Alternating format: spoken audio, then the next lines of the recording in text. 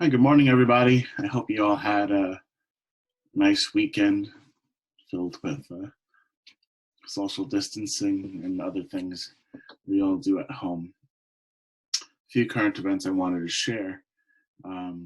One, Donald Trump retweeted one of these right-wing pages on Twitter calling for Anthony Fauci to be fired.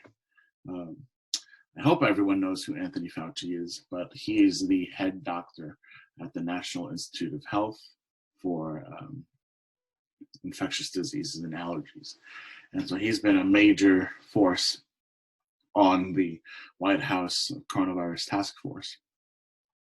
The man's amazing. He's 79 years old, and he's working diligently every day to try and mitigate this crisis.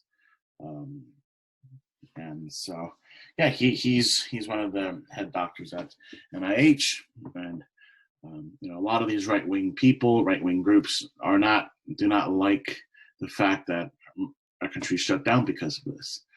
I was going to the grocery store yesterday, and there was a guy standing outside with a sign that said "Freedom over fear," these.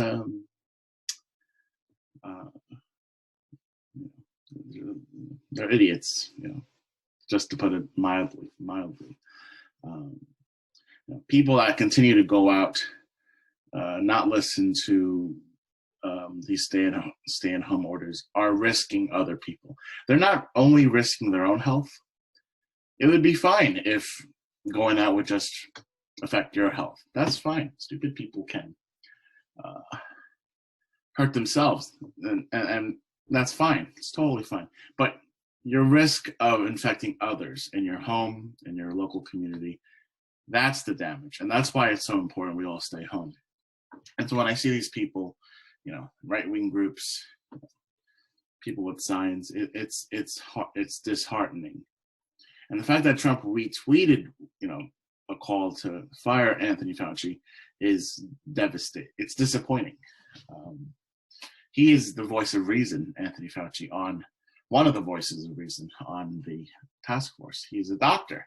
This man has spent his whole life fighting and mitigating crises involving infectious diseases. And so we have to be, just keep an eye out this week that Dr. Fauci's position is safely secured on that task force. Mr. Trump is also starting another task force this week in reopening the economy. He's really focused on that. It's a little premature, right? Because the numbers in California aren't terrible, but we are expanding testing capabilities, especially in LA County. It's devastating in New York. The New York and New Jersey area have just been hit so hard. And Governor Cuomo, governor of New York, was on the cover of Rolling Stone this weekend, like he's a rock star. And he really has this sort of image / persona because he's had these daily press briefings every day, and he's really been reassuring the public of the progress that New York State has been making. And so I want to share this video with you. It's actually just a few seconds. Okay, let's watch this. Sorry about my cat. He's being annoying. Just minutes ago, President Trump said that ultimately the decision to keep the country open or closed is in his hands.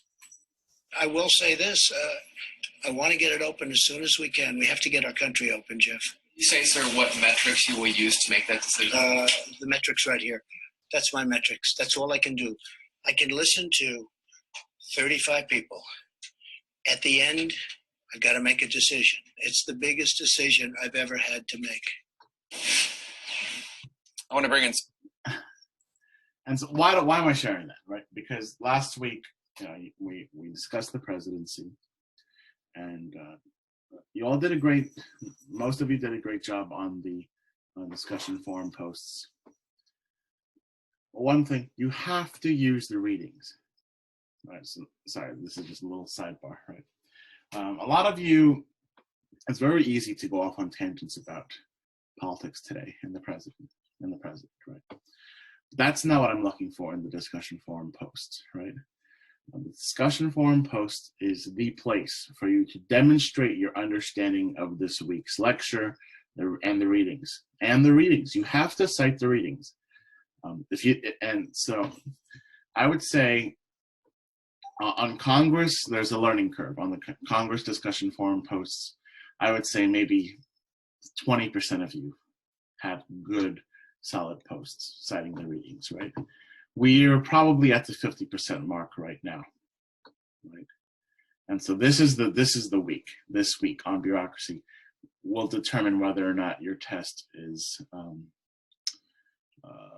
transitioned to from an essay test to a multiple choice test, right? And so, please, you just have to cite the readings. Your opinions have to be based on the readings. Some of you would post in the discussion forum based on your personal opinion, based on what you've read, right? And that's sort of what Trump does at these press briefings, right? That's not what people want to hear, right? It might be interesting. It might be, I might go, oh, wow, that's cool. It's interesting, right? But these discussion forums are not meant just to be interesting. They're meant to be insightful. They're meant to demonstrate your understanding of the evolution of these institutions, right? And so I would say more than half of you submitted good discussion forum posts last week. It was probably 60%. So again, this is the determining week. Please read the readings, attend your SI sessions. Not many of you are attending those, right? You can get 10 points extra credit, and yes, it's 10 points, not 5, like I might have said in class. 10 points extra credit on your next test if you attend 3 SI sessions, right? That's the place to ask your SI leader, important questions about the readings, right? It's not just meant to hang out, right? Although that would be nice if we could just hang out, right? But it's really for you to ask questions and any gap in the material that you're not getting from my lecture, the PowerPoints, the readings, that's what the essay sessions are for. So please attend those. Okay, back to this video. Why did I show this video? Trump says his metric is up here, right? As funny as that might be, right? That's the exact argument the founders made. The founders didn't want there to be an executive council, right? Multiple people meant to make big decisions, right? The founders wanted one person to be able to make important decisions in dire times. They called it an energetic executive, right? That is to say, during times of emergency, during times of war. This was a major theme last week, right? During times of emergency, war, financial disaster, one person, the president, the executive, is the one to make decisions in times of need. So that's one major point. Another major point is he says, I could listen to 35 people around me. Ultimately, it's up to me to make that decision, right? He's talking about all the executive agencies that he has at his disposal, which is the theme of this week, bureaucracy. How much bureaucracy has grown in this country, in the nation's history, right? And so the president has all these executive agencies giving him information that he may need during a time of crisis, right? But ultimately, right, he could listen to the sources, the important sources, or he could just ignore everybody, right? Which sometimes he does, right? It's ultimately up to him to make these important decisions. And that's something important to distinguish in different types of government, right? Remember, Congress is the institution that we vote for. We, the people, vote for directly, right? They represent our individual needs depending on where we live, right? And the president is someone we vote for indirectly through an electoral college, right? And he leads the nation. He enforces the laws. Congress writes the laws. The president enforces the laws. Now we're in the week of the bureaucracy, right? And that's what this week's lecture will be on. And so a few reminders, right? Your first draft of the literature review is due today. I received a few emails from people. What's a first draft? What do you want? Right? And I can't really tell you what to turn in. A first draft, well, I can tell you what not to turn in. Scribble, right? An outline. I don't want an outline, right? A first draft is a working draft of your final paper, right? In other words, it's somewhere between an outline and a final draft, right? You have to have all your sources. You don't necessarily have to have all the information on your paper, but you have to have all your sources. You have to have started writing your paper, right?